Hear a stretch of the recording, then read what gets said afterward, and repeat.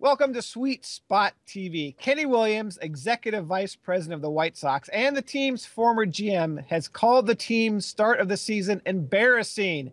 Eric, they're only 23 and 26, so it's not like the season's over.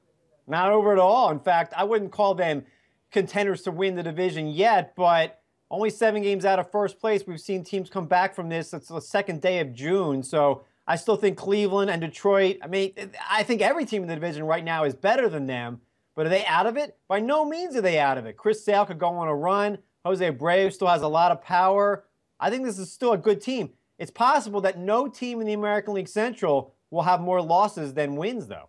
Yeah, certainly the Central looks better than the East and the West.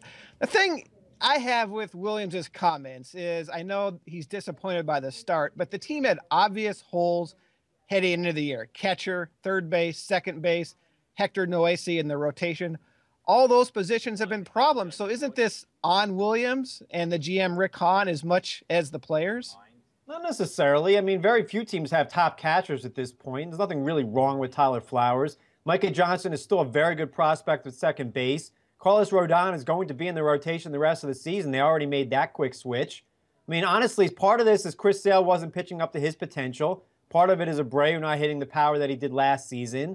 But they're also in arguably the best division in baseball. To be only 3 games under 500 at this point, I wouldn't call that embarrassing by any means. If Minnesota can be in contention, then why can't the White Sox? All right, it's a long season. We'll see what happens. The White Sox, only 3 games under 500, not out of it just yet.